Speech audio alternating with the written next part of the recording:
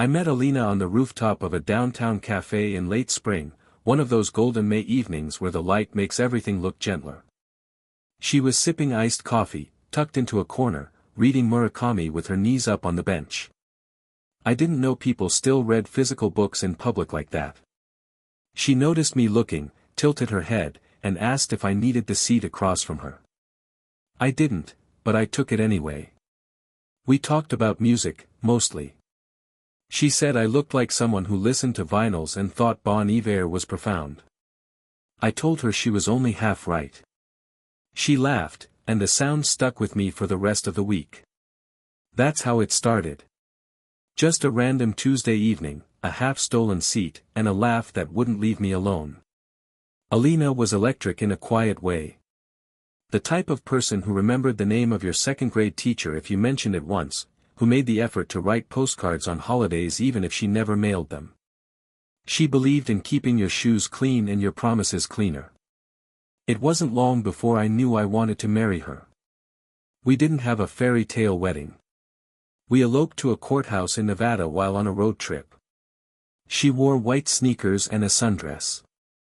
I wore a tie I found at a gas station souvenir rack. We took Polaroids outside the building and danced under a parking lot street lamp to a song from her phone. Our parents forgave us eventually, once they saw how happy we were. We built our life slowly. She had a knack for design and ended up running a boutique interior firm by her mid-30s. I was in tech, mostly back-end development, the kind of job people nod politely about and never ask too many questions. Our careers grew steadily, never meteoric, but comfortable. We bought a townhouse on the edge of the city, a corner unit with large windows and a garden she loved but never remembered to water. By our early 40s, life had arranged itself neatly around us. We traveled twice a year, always somewhere coastal. Alina hated the cold. We spent Sundays hosting brunch for friends or just lazing in mismatched pajamas watching documentaries. It wasn't dramatic. It wasn't a novel. But it was ours, and it felt like enough. She started making more of her own money around that time. Her projects were featured in a couple of magazines. She never bragged, but I saw the way her face lit up when clients recommended her by name. I was proud of her. Genuinely. Watching someone you love find their footing in the world is an underrated joy. People always asked if we wanted kids, and we always said, maybe someday, until someday just never came. We had a routine that worked. A rhythm. She kept the upstairs bathroom stocked with eucalyptus candles. I made the coffee every morning before she even opened her eyes. We'd grown into each other, like ivy on an old fence. And I thought, I really did, that this was the good part. The part people waited for. The stable love. The quiet happiness. The warm familiarity of knowing someone so well you can hear them smile from another room. If you asked me what a typical week looked like for us, I could have drawn it from memory. Mondays started with early meetings and an unspoken agreement to stay out of each other's way until after lunch. Alina worked from her studio office upstairs, I stayed buried in client calls and code reviews in the den. By evening, she'd call down asking what we felt like for dinner, but she'd usually have already started something, pasta with garlic and lemon, or one of her endless variations of roasted vegetables. I did the dishes, always. Fridays were our wind-down nights. No plans, no calls, no visitors. We'd sit in the living room with a bottle of wine, sometimes just talking, sometimes watching reruns of shows we could quote word for word. It wasn't flashy, but it was dependable. That was one of the things I loved about her. She had a kind of presence that made ordinary things feel complete. Weekends were for long walks and antique markets. We didn't need more furniture, but Alina liked to browse. She'd run her fingers across wooden surfaces and guess what kind of stain had been used. I never cared much about credenzas or mid-century lines, but I liked how excited she got when she found something that matched her vision. It gave her a spark, and I liked watching her chase it. We had a way of fitting into each other's lives without the need to ask for space.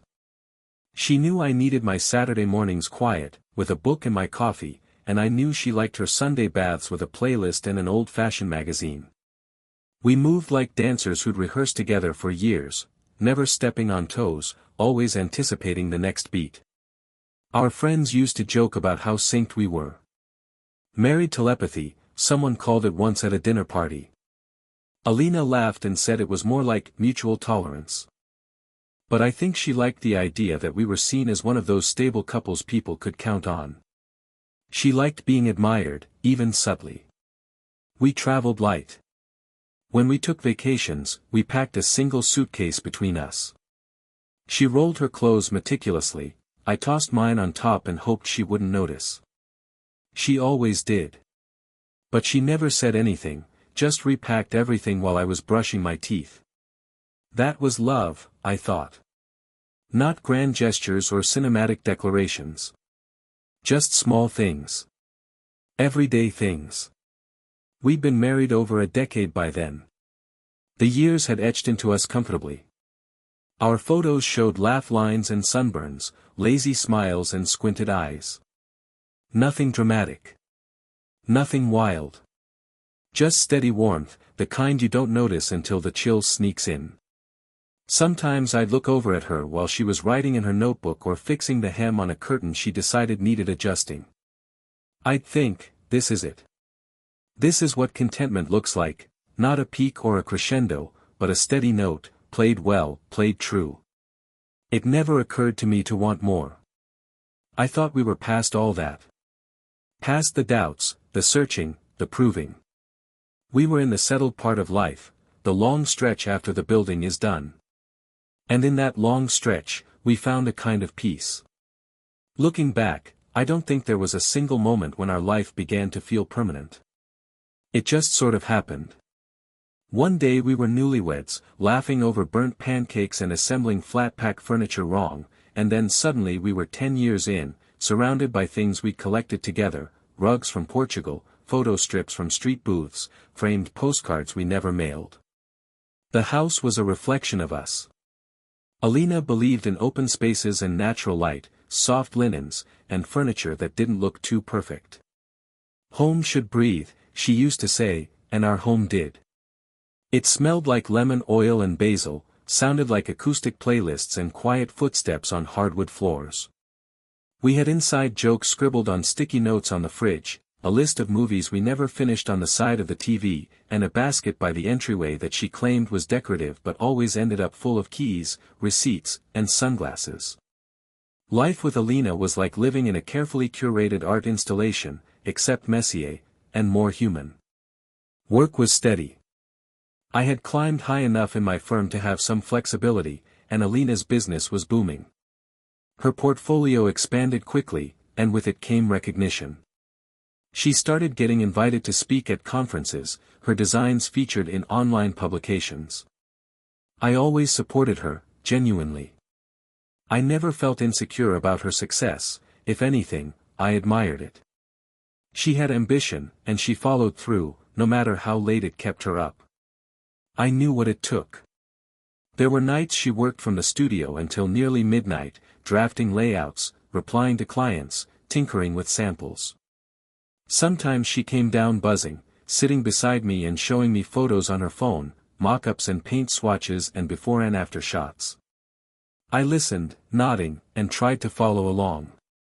Design wasn't my world, but she brought me into it in ways that felt intimate. We had plans. Not grand, sweeping ones, but real ones. We talked about converting the attic into a creative loft, maybe starting a small retreat space upstate someday. I'd write code freelance, and she'd lead design workshops. It was the sort of daydream you pull out on Sunday evenings, half serious but comforting in its possibility. We also had a rule: every 3 months, we took a weekend away, just us. It didn't have to be far or expensive. Sometimes it was just a cabin or a beach rental. But it was sacred. No laptops, no phones except for pictures. Those weekends were when I felt closest to her. We'd hike or cook together, lie in bed late talking nonsense. It felt like the early days, untouched by the world. Family wasn't a pressure point. Neither of us came from particularly close-knit clans. Holidays were often just the two of us, or sometimes with a few close friends. Alina said once that our life was quiet on purpose, and I liked that. It made us feel like we were in control of our space, our time, our choices. We weren't flashy. We weren't the couple everyone envied at parties. But we were solid. And isn't that what everyone ultimately wants? A love that doesn't falter when no one's watching. A life that doesn't have to be proven, just lived. We weren't the type to talk about everything all the time, but we didn't need to. At least, I didn't think we did. Our communication worked in gestures more than declarations. A fresh cup of coffee beside my keyboard before a meeting. A bottle of her favorite wine chilling when she came back from a stressful client call. A touch on the shoulder when passing in the hallway. It was the quiet kind of intimacy you don't realize is rare until you start describing it to someone else. Alina had her rituals. She always lit a candle before bed. She kept a gratitude journal, which she never showed me but sometimes left on the nightstand. She insisted on fresh flowers in the kitchen every week, even if it meant running out to the store just for tulips or wild lilies. I loved those little things. I thought they made her more her. When she started working more evenings, I didn't question it. Her business was growing fast, and with growth came pressure. Clients were more demanding, projects more complex. She began partnering with another firm, one that had more resources. She mentioned the collaboration in passing, said it was mostly logistical, that it would help scale her ideas. I never felt the need to pry. That was our thing. We trusted each other. She knew my passwords. I knew hers. Our phones lay around unlocked. Our finances were transparent. We had joint accounts, talked openly about spending, investments, savings. There were no secrets, at least not from where I stood. Some nights I'd come upstairs to find her still sketching layouts or mood boards, her screen glowing in the dark. She looked so focused, sometimes even joyful. I'd kiss her cheek, ask if she wanted tea, then leave her to it. We didn't need to be in each other's pockets all the time. That's the kind of love we had, roomy, comfortable, mature. Looking back, I can see how proud I was of that. Proud of how low maintenance we were, how little drama we ever seemed to have. Our arguments, when they happened, were short and quiet. About paint colors or travel dates. Nothing that ever left a scar. And so I gave her space, gladly. I believed giving space was a form of love. She started going to more networking events, staying out later than usual. At first, she always came home with stories, about the venues, the people, the conversations. She'd kick off her heels and talk with her hands, mimicking accents or reenacting awkward small talk. I'd listen from the couch, smiling at how animated she got. She always had this way of drawing a crowd, even in her stories. It was one of the first things that drew me to her. She also began hitting the gym more often, sometimes early in the morning, other times after work. "Keeps me sane," she'd say, and I believed her. I encouraged it, even. We both cared about staying healthy, and she said the exercise helped with her focus. Our life continued like that, busy, sometimes a bit chaotic, but grounded. We were building something, together. A future, a home, a shared story that spanned the better part of our adult lives. And I was content. Not complacent. Not oblivious. Just, sure. Sure of her. Sure of us. It was around late October when I started to notice it, not a dramatic shift, just small ripples in the rhythm we had cultivated for years. It began with the way Alina started pausing before answering simple questions, as though she was measuring her words. She still smiled, still touched my shoulder when passing by, but something about it felt practiced. Like muscle memory rather than presence. She started coming home later than usual from her design studio. "Clients keep pushing deadlines," she said. Sometimes I just need the quiet space after hours to get things right. I didn't doubt her. Not then. I knew how seriously she took her work, and if she needed to stay late to get it done, then so be it. She never gave me a reason not to trust her. But little details began piling up. One night, I found a pair of earrings on the entryway table that I'd never seen before. When I asked, she said they were a gift from a client. You know how some people like to butter up their designers, she said, waving it off with a laugh.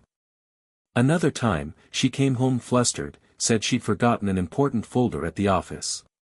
When I offered to drive her back to get it, she quickly declined. It's locked up anyway. I'll just deal with it in the morning. None of these things were particularly damning. Just, different. She started wearing perfume again, not just for nights out, but during the day. Subtle but expensive, floral and spicy, one I didn't recognize. Her workouts became more regular. She even bought new athletic gear, sleek and fitted, the kind she used to mock for being overpriced. Still, I didn't think much of it. If anything, I chalked it up to her hitting a new stride. A second wind in her career, maybe even personally. She was approaching 40, and people go through phases. I was happy to see her energized, even if it meant we were spending less time together. But the gaps between us started widening in ways I couldn't quite define. Our conversations grew shorter.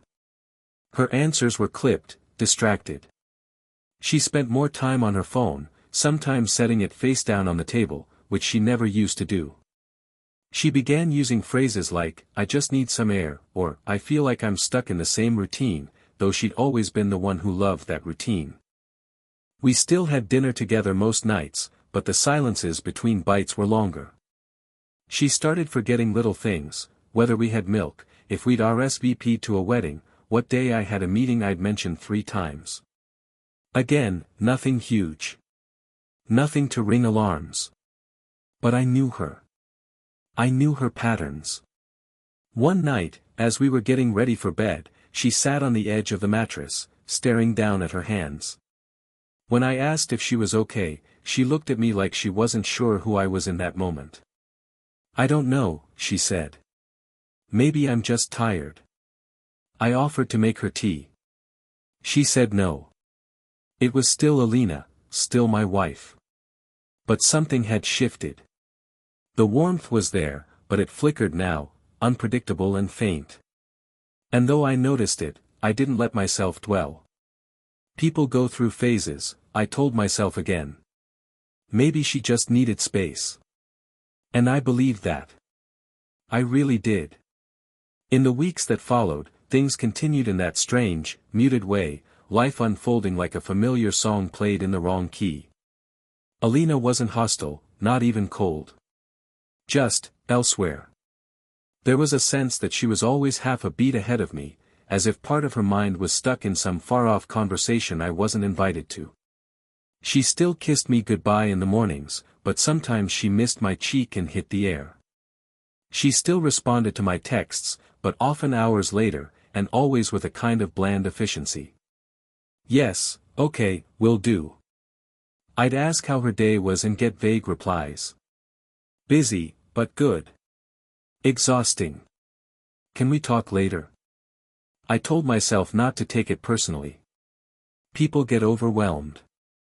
She had taken on more clients than usual. One of her new projects was a large, high-profile space downtown, and I'd seen the way she lit up when describing it. I thought maybe she was just immersed in it, riding the wave of a creative high that required all her energy. Still, there were moments that stuck.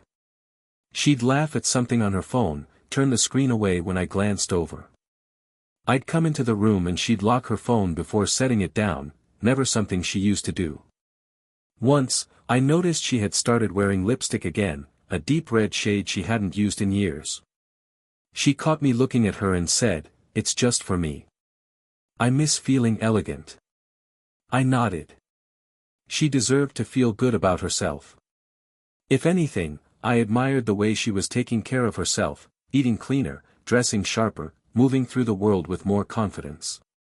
I didn't see it as a threat. I saw it as growth. We were still sleeping in the same bed, though intimacy had started to dissolve into something more logistical. She'd roll away after the lights went off, murmuring that she was too tired, or had an early morning. I didn't push.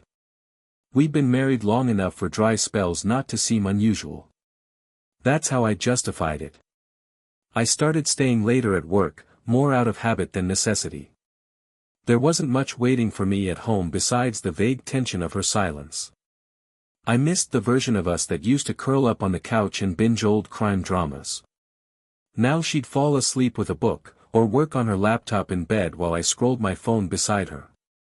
One night, I brought home takeout from her favorite Thai place.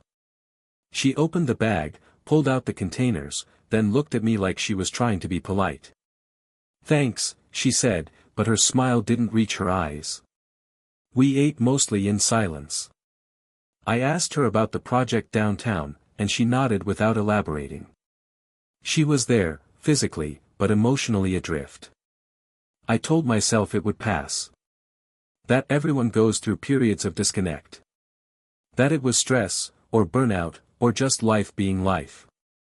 I didn't suspect anything deeper. I didn't want to. Because when you've built your life on trust, the idea of questioning it feels like pulling at a thread that might unravel everything. So I didn't pull. I told myself it was a phase. And I believed that, too. November came, cold and quiet. The days shortened, and so did our conversations. I'd watch Alina move around the house in the evenings, pouring wine, checking emails, slipping into silk robes she hadn't worn in years. There was a precision to her now, a controlled elegance, as though everything she did was for an audience I couldn't see. We still shared space, but not closeness. She'd curl up on the couch, legs tucked under her, responding to texts I never saw. If I asked who it was, she'd say, "Just work. Always work." Her voice had taken on a slightly defensive tone, like she was preparing for arguments I wasn't starting. The gym visits became more frequent. She started packing separate bags and showering there before coming home. Once, I noticed a faint cologne clinging to her coat. "Not mine?" I asked, casually. "New detergent at the gym?" She looked startled for half a second before smiling. "Must be. Or maybe I brushed up against someone on the subway." She said it so smoothly, I didn't push further. I remember one Sunday morning, she left early, said she was heading to the studio. I didn't think much of it. But when I opened the shared calendar we always used for client tracking and household plans, I saw no entry. Nothing scheduled. I stared at the empty slot for longer than I meant to. Then I closed it. I wasn't suspicious, not really. Not in the way people mean when they talk about infidelity. I didn't feel betrayed. I felt confused. Disconnected. Like I was missing some essential translation that would make her sudden distance make sense. Once, I tried to bring it up. We were sitting on the porch, both of us bundled against the wind. I said, "You've been quiet lately. Everything all right?" She glanced at me, then back at the horizon. "Just a lot on my mind," she said. "Nothing you need to worry about." That last part hit me harder than I expected. Nothing you need to worry about. It landed like a closed door. She had started disappearing into her thoughts more often. I'd catch her zoning out during meals or while brushing her hair, staring off like she was somewhere else entirely. Then, when she noticed me watching, she'd snap back and smile as if nothing had happened. The worst part was how normal it all looked from the outside. We still functioned. Bills were paid. Groceries got done. Friends still commented on how lucky we were, how together we seemed. No one would have guessed the air between us had turned so thin. One night, I came home a little early and heard her on the phone in the upstairs hallway. Her voice was low, softer than usual, almost playful. I couldn't make out the words. When I called out to let her know I was back, she ended the call quickly. "That was just a client," she said as I walked in. She smiled, but there was something in her eyes, surprise, maybe, or guilt. Or maybe I was imagining things. I didn't want to believe otherwise. I was tired of the silence, of guessing. I convinced myself that love meant patience. That she'd open up in time. But patience, I was beginning to understand, could also be a way of waiting in the dark. It happened on a Wednesday. I'd gotten home late from work, caught in traffic and drizzle, drained in that dull way that makes your skin feel too heavy.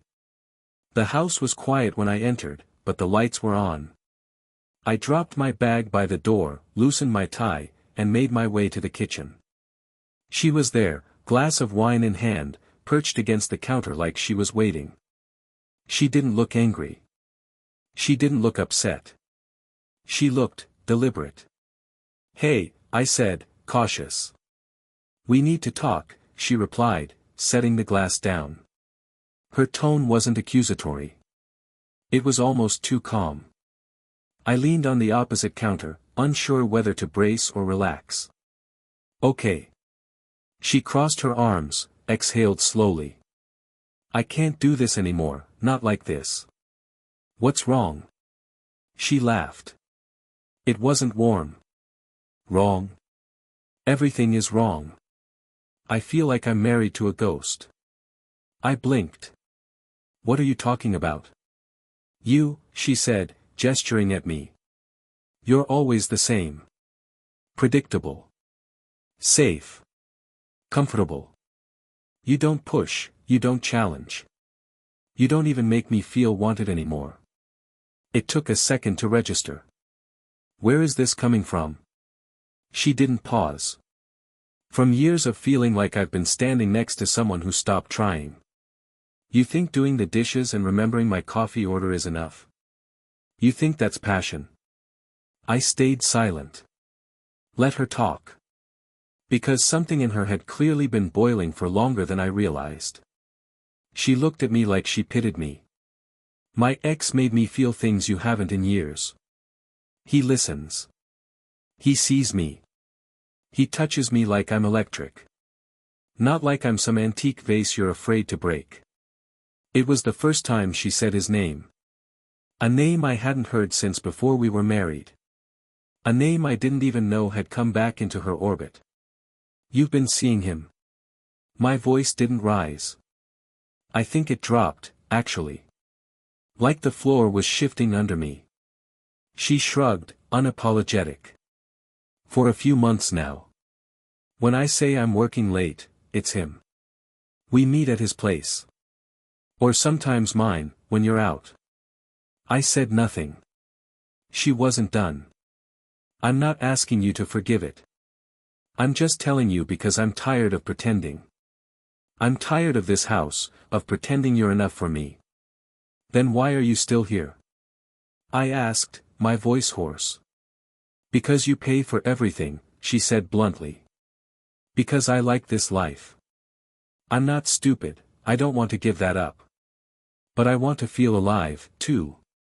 And you don't give me that." I stood there, stunned. She wasn't crying. She wasn't sorry. She was delivering facts like a business proposal. "I want to keep things as they are," she continued. "You take care of the finances, the house, whatever. But I get to be with him. Emotionally. Physically. I'm tired of being bored. I want more. And he gives me that." There was a silence so thick I thought the walls might collapse under it. "You're insane," I whispered.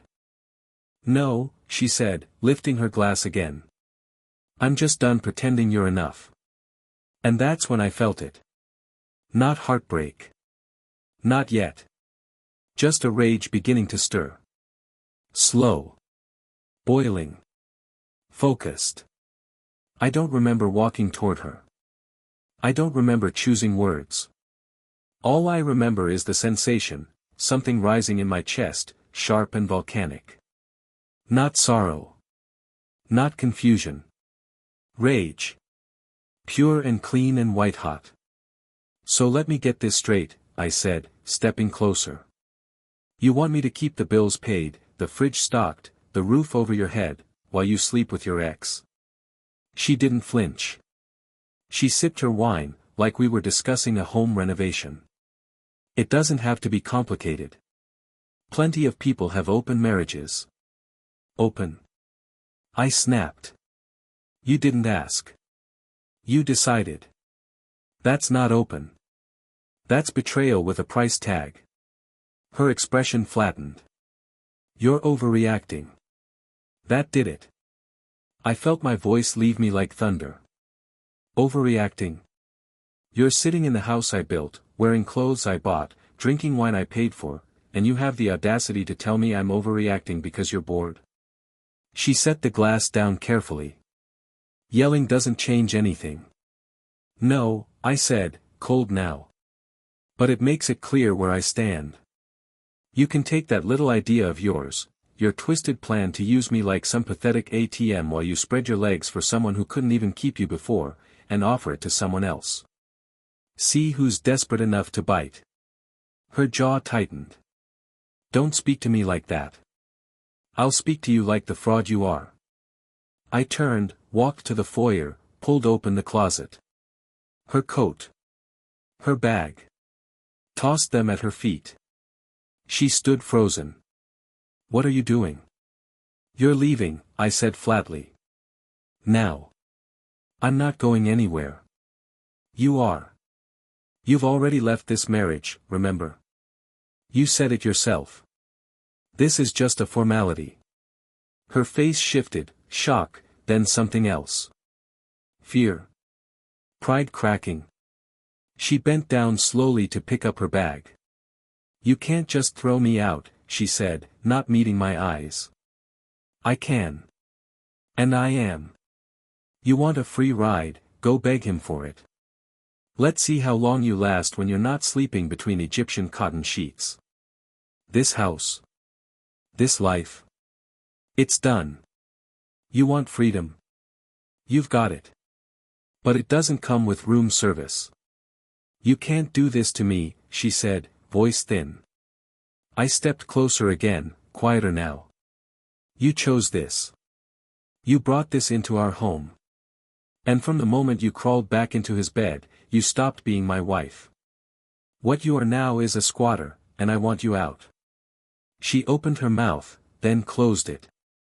Also, I added, walking to the bookshelf and pulling out a folder I'd already started compiling in secret, you're paying compensation for every week you used this house like a brothel after you started cheating. My lawyer will contact you. Expect a bill. That got her. Her face broke, first in disbelief, then in fury. You're vindictive. No. I'm finished, I said. You turned love into a transaction. I'm just sending the invoice. I opened the door and stood aside. She stared at me for a moment, then stepped out. No drama. No final speech. Just footsteps fading down the porch stairs. And for the first time in months, the silence felt clean.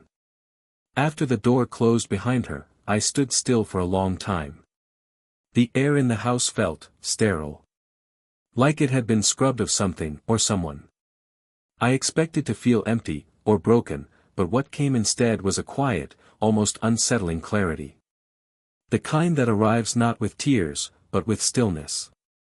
I wasn't mourning anymore. I wasn't begging for explanations. I wasn't even angry, not in the same way. I had burned through that. I walked into the kitchen, picked up her wine glass, still half full. It smelled like cherries and lies. I poured it into the sink and rinsed it out carefully. Not out of respect, out of finality. The bedroom was next. Our bedroom. I opened drawers she hadn't touched in weeks. Folded sweaters. The silk robe she'd worn the night she said he made her feel alive. I placed it in a bag, with precision, like I was handling contaminated fabric. Her scent lingered in the folds, perfume I hadn't bought her, softness I didn't recognize anymore. I took everything that was hers, jewelry, shoes, lotions, scarves. All of it. Packed it into boxes. Labeled them with cold accuracy. Then I stopped by the spare room, the one I'd barely entered in months. She'd used it sometimes, claimed she needed a quiet place to think. That was the room I started sleeping in after things got strange, though I hadn't admitted it out loud. It felt less like exile now, more like truth. At some point, I found myself sitting on the edge of the bed, staring at the floor. I wasn't numb. I was aware, acutely. Of the quiet hum of the refrigerator. Of the creak in the hallway floorboards. Of the fact that every sound in this house had changed. She was gone. But her echo wasn't. The next morning, I called the locksmith. Changed every lock. Called my lawyer. Sent over the timeline, the receipts, the messages I'd taken pictures of on the few occasions I'd glimpsed her phone open on the counter. It wasn't perfect evidence, but it was enough to begin a conversation about financial misuse and personal compensation. She wanted to live two lives. Now she'd be paying for both. Friends started to call.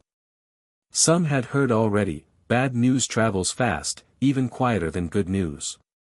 I kept it brief. It's over. She made her choice. Most didn't push. The few who did got silence in return. I spent the weekend gutting the house. Not dramatically. Not with anger. Just deliberately. Her books, her paintings, her kitchen tools, boxed, sealed, and stacked in the garage. By Sunday night, I lit a fire in the hearth. The first one in months. It crackled to life, and I sat on the floor with a whiskey, watching the flames eat the logs slowly. For a moment, I let myself feel something close to grief, but it wasn't for her. It was for the version of me that still believed we were untouchable. I had protected our life with everything I had. And still, it had collapsed, not because of lack, but because she wanted more. And now? Now there was only space. And strangely, that felt like peace. The first morning without her was quiet in a way I didn't expect. I made coffee, not out of habit, but because I wanted it. Sat at the kitchen table. No second mug across from me. No soft footfalls upstairs. Just light through the window and the sound of the city waking up beyond the glass. I didn't feel triumphant. This wasn't a victory. But it wasn't a loss either. It was the inevitable conclusion to a story that had long stopped making sense, no matter how tightly I'd tried to hold its pages together. I went for a walk that afternoon. Past the bookstore where we met. The bench where we used to sit, her legs pulled up, her eyes squinting in the sun. I stopped and looked at it, not with sadness, but with a kind of distant fondness. Like remembering a dream you no longer belong to. When I got back home, I deleted our shared calendar. Shut down the grocery list app we used. Removed her emergency contact from the system at work. I also removed her from my will. Days passed. Then a week. Then 2. She tried to reach out once, an email with no subject line. I didn't open it. I didn't need to. Some things don't require answers. Some people don't get final words. I started sleeping better. Waking lighter. Eating without a lump in my throat. Grief didn't come in waves like they say. It came in whispers. Fleeting. Forgettable. And eventually, it stopped coming at all. I never planned for the life that followed her. But it came anyway. One steady step at a time. I'm not who I was when she left. And I'm not who I was when she stayed. I'm something else now. Something stronger. And for the first time in a long, long while, I'm mine.